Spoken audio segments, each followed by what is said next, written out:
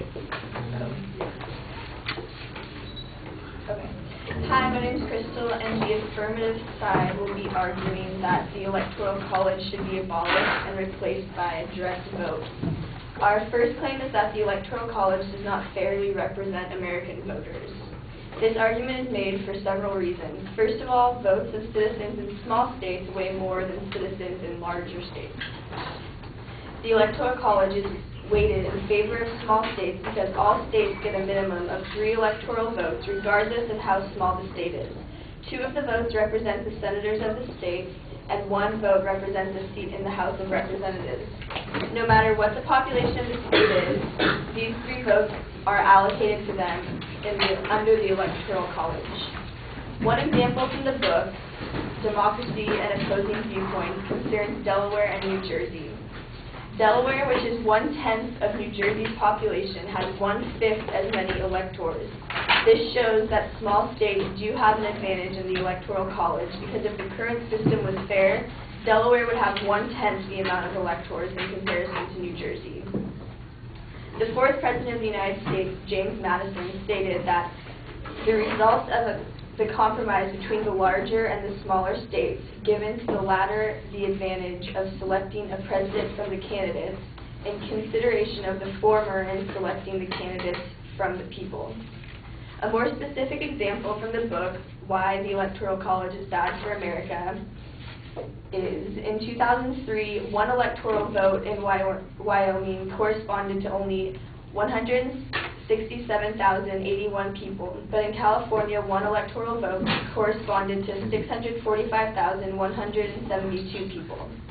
This means that on average, a typical citizen of Wyoming has 4 times as much influence in determining an electoral vote than a typical citizen of California. When states with unequal populations receive similar numbers of electoral votes, states with smaller populations gain the mathematical advantage. The Electoral College favors small states in one sense and large states in another. Large states are favored by the winner-take-all electoral vote. The winner-take-all system is said to favor large states because the largest prize in electoral votes are in the most populous states. An example from the most recent election, stated Jonathan Soros, is that Barack Obama and John McCain devoted over 98% of their television ad spending and campaign events to just 15 states, which together make up about 1/3 of the U.S. population. Today, the Electoral College votes are cast and counted state by state. We will be reminded why. It is the particular mechanics of the institution designed for a different age that leave us divided into red states, blue states, and swing states, and this needs to change. Voter turnout actually is another reason the Electoral College is unfair. A fact from the book People's Presidents states, each state casts votes according to the national apportionment regardless of votes for people at polls disparity voter turnout. This means that every citizen of a particular state is counted when allocating the number of electoral votes for a state. Depending on the state voter turnout, citizens may have more or less influence.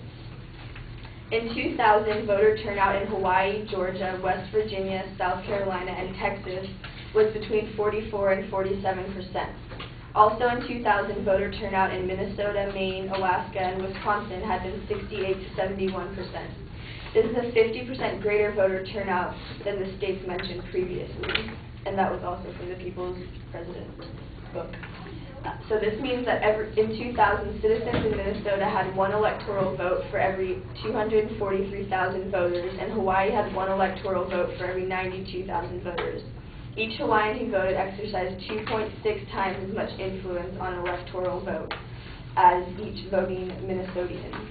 So voter turnout does matter in the Electoral College system because citizens who vote in states with higher turnout have less influence than citizens who vote in states with a lower turnout. One major reason the Electoral College does not represent American voters fairly is the way that electors are elected. As Neil Pierce, author of The People's President, stated,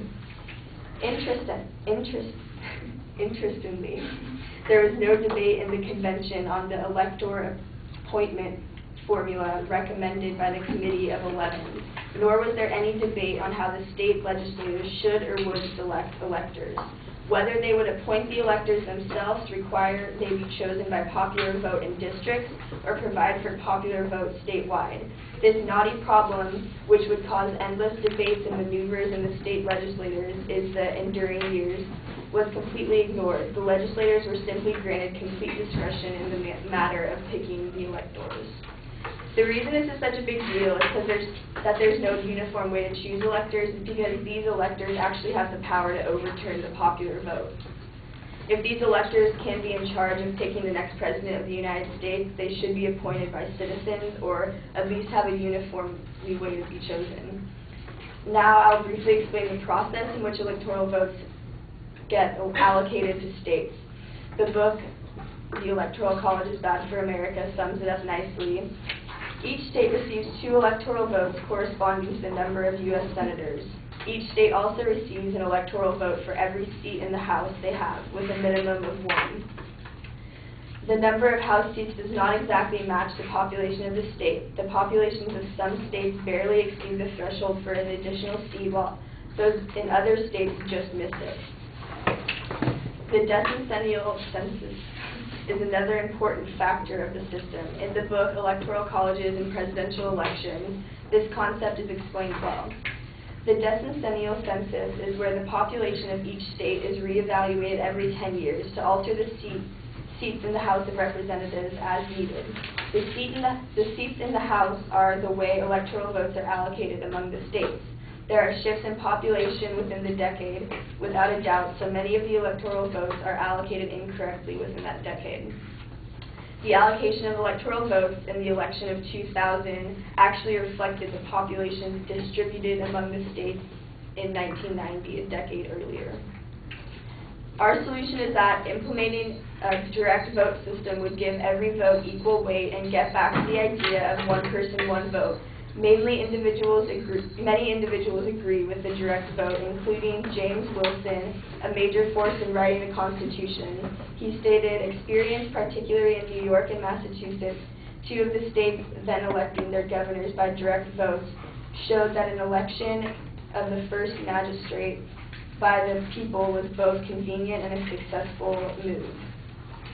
A reputable professor from Yale, a political science professor, stated that direct election of the president would elect the people's choice by ensuring equal treatment of voters, counting all votes equally, and making all votes equally valuable. And this would strengthen the political equality.